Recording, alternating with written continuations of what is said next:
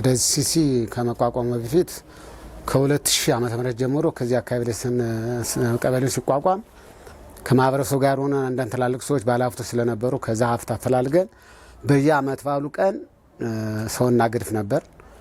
ከዛ ነው የጀመርነው።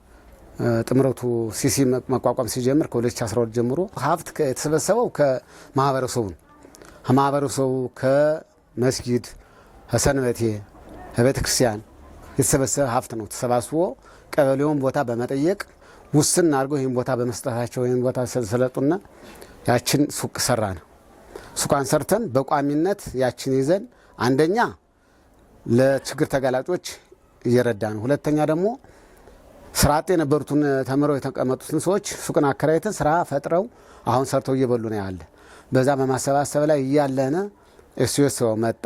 ኤስኦኤስ ከመጣ በኋላ አባላት አፈራልና ቀበሌውም ሙሉ ፍቃደኝነት ስለነበረው ተጨማሪ ቦታ ሰጠና አሁን ወደ በቋሚነት 40 ሰዎች 300 እንረዳለን በወር ከምናከራዩ ቋሚ ሱቆች የተነሳ ማለት ነው።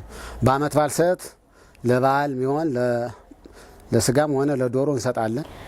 እንደ አየር ጤና ቀበሌ ያው ሲሲውን ለማጠናከር በአመት እቅድ እናቅዳለን። አባል ምን ያህል ማፍራት አለብን የሚለውን እናቅዳለንና ያን እቅዳችን አችብ እያደረግን ነው። የእድር አባላትን እነሱንም አባል የማድረግ ስራ ጀምረናል። ከዛ ውጭ ደግሞ ኤስኦኤስ ፕሮጀክትን ማመስገን እፈልጋለሁ። ያው የተለያዩ ድጋፎች አድርጎልናል፣ እናመሰግናለን። እኔ አባል ሆናል ብዬ 120 ብር ከፍዬ ደብተር ተቀብዬ አባል ሆንኩኝ። እኔ በእርግጥ በቤቴም ቁጭ ከምል ጡረተኛ ነኝ። እነዚህ ልጆች ግን በእነዚህ ሰዎች ድሃዎች ቢረዳ ግን በነፍሴም በኩል ትንሽ ልጠቀም እችላለሁ ብዬ ገብቼ እቃ ተመረጥኩ ጀምሬ ያው ሙያዬን በአግባቡ እየሰራው ሰውን በመመዝገብ ያቺ ደብተር አሳትመን ደብተሩ እየሰጠን አባላት አፈራን። አባላት ካፈራን በኋላ ቀበሌው እንዳጋጣሚ ቆርቆሮ ቤት ሰጠነ። ቆርቆሮ ሰርተን አንዲስ ቤት ሰራን። ከዛ 3 አደረግን። በነዛ ጀታ አንሰራራን። በቃ እዚህ ደረስነ። ኋላ ደግሞ ኤስኦኤስ ደግሞ አሁን ደግሞ የበለጠ ደግሞ ኤስኦኤስ ይሄን ድንኳን ሰጥቶናል። የበለጠ ደግሞ እንጨምራለን እንረዳለን ብለን እምነት የጣልነው ድንኳን ተሰጥቶናል። ምክንያቱም ይስተካከል ነገር ስለነበረው አስተካክለን አሁን ያመጣ ነው። ተስተካክሏል ሁሉ ነገር። እኛም ተጨማሪ ከስቲንትን ብቻ ይሄ ስቴጅ ብቻ ተቀረው እንጂ ጠረጴዛውን፣ ቁም ሳጥን ወዘተ ማንኛውም ነገር አሟልተን አሁን ቁጭ አድርገናል። በኮሚቴ ተዋይተን ለአንድ ጊዜ ክራይ ሙሉ ዕቃ የሚከራይ 15 ሺህ ብር በኮሚቴ ወስነን ቁጭ አድርገናል። በአጠቃላይ 40 ነው የሚረዳው። ከዚያ ውስጥ 10 ህፃናቶች ናቸው። እንዳጋጣሚ እዚህ ውስጥ መነኩሴዎች አሉ፣ ሸዎች አሉ፣ ማየትም ይቻላል። እኛ ያው ቤቱን አከራይተን በምናገኘው ገንዘብ በወር እንሰጣቸዋለን። ከዚያ መሀል ደግሞ ልዩ ድጋፍ ደግሞ እናደርግላቸው። እንዳጋጣሚ ክፍለ ከተማው ላይ ደግሞ ሌላ ስፖንሰር ሲገኝ ከነዚህ ውስጥ ደግሞ በጣም የተባሱትን መርጠን እነዚህ የጨመርናቸው 5 ህፃናቶች በረንዳ ላይ የወደቁ እናት አባታቸው ሞተውባቸው ረዳት የሌላቸው ነው። በተለይ 5 ህፃናት ትምህርታቸው እንዳያቋርጡ አድርገናል። ደብተር ገዝተን ሰጥተናል፣ እስክሪብቶ ሰጥተናል። አሁን ደግሞ በዚህ በየወሩ ይህን 300 ብር እንዲሰጡ አድርገናል እና አሁን ለሚቀጥለውም ገና ትግሉ የሚቀጥል ነው የሚሆነው። ማለት በዚህ ወቅት እነዚህን የምታያቸውን ሰዎች ለማገዝ እኔም እውነት ይታገዛሉ ምንድነው የሚለው ነገር ራሴ ቸክ አድርጌያለሁ። 2 ክፍያ ማለት ነው እና ዳንን ነጋሽውኔና ሌሎቹ ማስረሻ በጣም በቃ ሰው መሆን እንደዚህ ነው ብለሽ የምትደሰችበት ግራውንድ ስላለ እየሰሩት ያለ ስራ ጥሩ ነው። በጣም ይገርመኝ የመጀመሪያው ያየሁት ቤተክርስቲያን ቁጭ ብለው ይለምናሉ። ከ3ቱም ቤተክርስቲያን ልመና ያው ለነዚህ ሰዎች ደረሰ ይዘው እየቆረጡ ቁጭ ብለው ይሆነ እና በቃ እየሰሩት ያለው ስራ እንደውም እኛ ራሱ እኔ በማስበው ልክና እኔም መመራቸው ሰዎችም በቃ እነሱ በሚለፉት ልክ አይደለም እየደገ ያው እነሱ ትንሽ ነገር ስለምናግዝ ይመስላችኋል ግን ያው የስራ መደራረብ ስላለ በዛ ልክ ነው ብዬ አላስብምና እነሱ እየሰሩት ያለው ስራ ጥምረቱም ሰው እንዲቀርባቸው የሚያደርጉት ነገር በጣም ጥሩ ነው። በቃ እነሱ የያዙት ስቶክ ላይ ያላቸው የሚረዳ ብለው የያዙት ስቶክ ከዛ ስቶክ ላይ ነው ሰው ፒክ እያደረገን እየረዳን ያለና በአጠቃላይ ሰዎቹ ለመርዳት ለማገዝ ምቹ ስለሆኑ የዚህ ያሉት ኮሚቴዎች ብዙ ነገር ነው እያገዝን ያለንና ለቀጣይ ተጠናክሮ ይቀጥላል የሚል ነገር ነው ያለ። ያመሰግናል። ማህበረሰብ ጥምረት ድጋፍ እንክብካቤ በተመለከተ እንግዲህ ከመንግስት ከእርዳታ ለመውጣትና በራስ አቅም ራስን ለመሸፈን እንዲቻል የተቋቋመ በመንግስት መዋቅር የተቋቋመ አደረጃጀት ነው። ይህ አደረጃጀት ነገ ከነገ ወዲያ በረጅ ድርጅቶች ከመረዳት ይልቅ በማህበረሰቡ በራስ አቅም ከተማው የሚያመነጩን ገቢና ከባለሀብቶቹና ከበጎ ፈቃደኞች በአደረጃጀት ስራና መመሪያ ወጥቶለት ተቋቁሞ እየተሰበሰበ በህጋዊ መንገድ ገንዘብ እየተሰበሰበ በአይነትም በገንዘብ እየሰበሰቡ ድጋፍ ለማድረግ የተቋቋመ ኮሚቴ ስለሆነ በርካታ ስራዎች ስራ እየሰራ ያለ አደረጃጀት ነው። ይህ አደረጃጀት የመጀመሪያው አደረጃጀቱን ማጠናከር ባልተቋቋመባቸው አካባቢዎች ማቋቋም የተቋቋሙትን ደግሞ መክትና ድጋፍ እና የአሰራር ስርዓቱን ጠብቀው እንዲሄዱ የማድረግ ስራ ነው የሚሰራው። ከዛ አኳያ እኛ ባሉን በ25 የከተማ ቀበሌዎች የሲሲ ኮሚቴው ተቋቁሟል። በጣም ውጤታማ ከሆኑ ከተቋቋሙባቸው ቀበሌዎች ደግሞ በጣም ውጤታማ የሆኑ ከ4 ከ5 በላይ ቀበሌዎች አሉ። ማህበረሰብ አቀፍ ድጋፍና እንክብካቤ ጥምረት በክልላችን ውስጥ ከ4000 በላይ ቀበሌዎች ላይ ይሄ አደረጃጀት ተቋቁሞ ወደ ስራ ገብቶ በርካታ ስራዎችን እየሰራ ያለበት ሁኔታ አለ። እንግዲህ በዚህ ቀበሌ ስናቋቁም በዋናነት ይሄ ጥምረት እንዲቋቋም በክልሉ መንግስት በተለይ በደንብ ቁጥር 92/2004 ጀምሮ ነው ጸድቆ ወደ ስራ የተገባው። ወደ ስራ ከተገባ በኋላ በዋናነት አላማው የዚህ ጥምረት አላማ በአካባቢ ባህል፣ በአካባቢ እሴት፣ በራስ አቅም የመደጋገፍ እና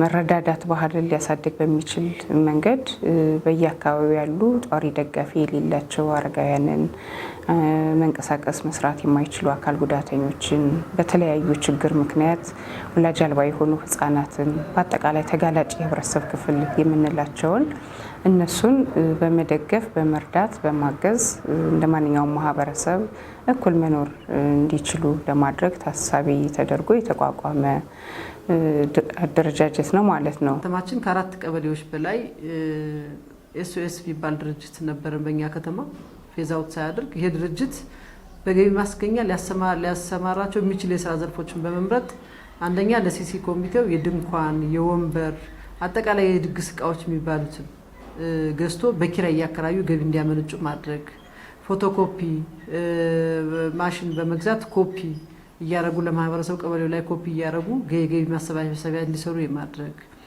ቋሚ እንዳይቆራጥ ቋሚ ድጋፍ የሚደረግላቸው ዜጎችን በፎቶግራፍ አስደግፈው ጭምር ድጋፍ የሚያደርጉላቸው አካላትና ማህበረሰቡ ግንዛቤ እንዲኖረው ከሚታዩ ቦታዎች ከቢሮአቸው በማስቀመጥ ሁሉም ማህበረሰብ የዚህን የስራ አጋዥና ተባባሪ እንዲሆን የማድረግና የግንዛቤ ማስጨበጫ ስራ እየሰሩበት ያለና ስራቸው ግልጽ በደንብ ተጠያቂነት ያለውና ተጠያቂነትን የሚያስከትል መሆኑን አረጋግጠው ማህበረሰብ በዚህ አካል መሳተፍ እንዳለበትና የሚሰባሰበው ገንዘብ በህጋዊ መንገድ እየተንቀሳቀሰ ለማን መርዳት እንዳለበት የሚገልጽ መረጃ በመያዝ በኩል በጣም የተሻለ ስራ የተሰሩበት ክፍለ ከተማ አየር ጤና ቀበሌ ነው። እሱን በአግባቡ እኛም እየደገፍን እየተከታተልን ሞዴልነቱን ደግሞ ሌሎች እንዲያሰፉ የማድረግ ስራ እየሰራን ያለበት ሁኔታ ነን። ተቀይሮብን እንጂ አቶ ለምለሙ ይባላል።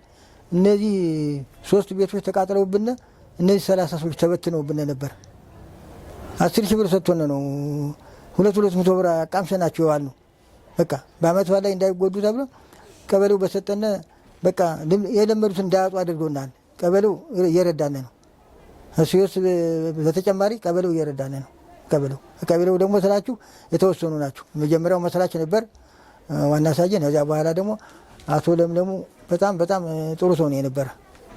ሲሲውን ከፍ ለማድረግ የተቻለና አቅም እየሰራ ነውና ነገር ግን እንደ ቀበሌ ምንድነው እኛ እንድንታገዝ የምንፈልገው የተለያዩ ረጅ ድርጅቶች ወደዚህ ቀበሌ እና ሲሲውን እንዲያግዙልን እንፈልጋለን።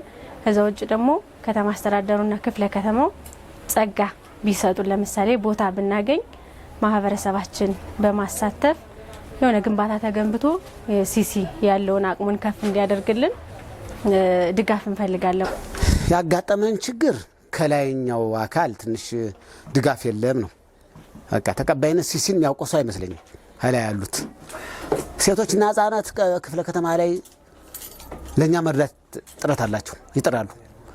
እነሱን ተቀባይነት ያላቸው አይመስለኝም ከላይ። ያ ነው ከባድ ችግር ያለበት። ከቀበሌያችን በኩል ግን በኔ በጣም ታንኪው የምትሉልኝ ቀበሌው የነበሩት ቀበሌ ሊቀመንበሮች ካሁን በፊት የነበሩትና ቀበሌው መመስገን ስለሚገባው ማለት ነው። ኤስኦኤስም በጣም የሚመሰገን ድርጅት ስለሆነ፣ ሶስተኛ ደረጃ በእግራችን እንዲቆም ያደረገን ዳሽን ነው። ዳሽን ፋብሪካ እንዲመሰገንልኝ እፈልጋለሁ። ለወደፊቱም ተስፋ ሰጥቶናል። አሁንም ያለው ሊቀመንበራችን ድጋፍ እያደረገን ያለ ቦታ ካገኘን ቦታ ካለሱ ቦታው እንደምናገኝ ተስፋ አድርገናል። ከኛ አኳያ አሁን ጥር ለማድረግ በምንችለው መልኩ ሁለት ነገር ነው ያሰብነው። አንደኛ በቢሮ ጀርባ ልክ ይህን አሁን በተሰጥተው የነበሩ አስተዳዳሪዎች ሰጥቷቸው እንደሰሩተኝ በቢሮ ጀርባ ሱቅ ሰርተው ማቴሪያል ፈልገው ሱቅ ቢሰሩና ይበልጥ ሰው ቢያበዙ መድረክ ላይ ወጥተው ብር የሆነ ነገር ከሚሰበ ቤተክርስቲያን ላይ ከሚሄዱ እኛ ሰፊ መድረክ ነው ያለን። ከዚህ በሰፊ መድረኩ ላይ ብር እንዲሰበሰብ ከአባላትም ከሌሎችም በቃ ህዝብ ስንጠራ ጠቅላላ ህዝብ እንጠራለን። ሰፊ ህዝብ ነው የሚጠራ። እዚህ 30-40 ሺህ ህዝብ ስለሆነ ቀበሌው ያለ የዛኔም ህጋዊ ደረሰ ተዘጋጅቶለት ብር የምንሰበስብምና እንደምናግዛቸው በቅርቡ እንደምንጀምር ቅርብ ቀን ወስነናለኝ። በአጠቃላይ ቀበሌው ላይ ሲሲን ለማገዝ ከምን ጊዜውም ተግባር በላይ ከሌላው ተግባር ይልቅ እነዚህ ሰዎች ደግሞ ቀይ ሳንቲም ያከፈላቸው እኛ ደሞዝ እየተከፈለና ቁጭ ብለን ግን ደግሞ ይህን ብናረጋጥ ስለሌለው እሱን ለማገዝ ዝግጁ ነን። ያለው በተሻለ ስራ የሰራው የአየር ጤና ቀበሌን በአግባቡ ተሞክሮውን በደንብ በመቀመር ሌሎቹ ቀበሌዎች ላይ እንዲሰፋ የማድረግ ስራ ጀምረናል። አንደኛው ከራሱ ከማራኪ ክፍለ ከተማ፣ ሁለተኛው ሌሎች ክፍለ ከተሞች ደግሞ መጥተው ከአየር ጤና ቀበሌ ተሞክሮ እንዲወስድ እያደረገ የሰራንበት አሰራር አለ።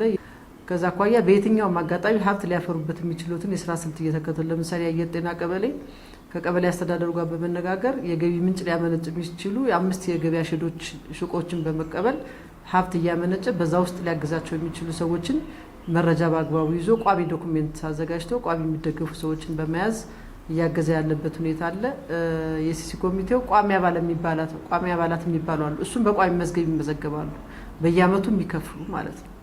አዳዲስ አባላት ሲፈሩ የሲሲ አባላት ሲፈሩ ደግሞ በዚያ ቋሚ መዝገብ እየተመዘገቡ መታወቂያ ደብተር ጭምር ተዘጋጅቶላቸው የራሱ አካውንት ኑሮት በየአመቱ ኦዲት በየ2 አመቱ ኦዲት እየተደረገ በየ3 አመቱ ፈቃዱ እየታደሰ የሚቀጥልበት መንገድ ነው ያለውና በዛ ልክ አሰራር ስርዓቱን ጠብቆ እየሄደ ያለ የኮሚቴ አደረጃጀት እንደሆነ ነው መግለጽ እንፈልገው።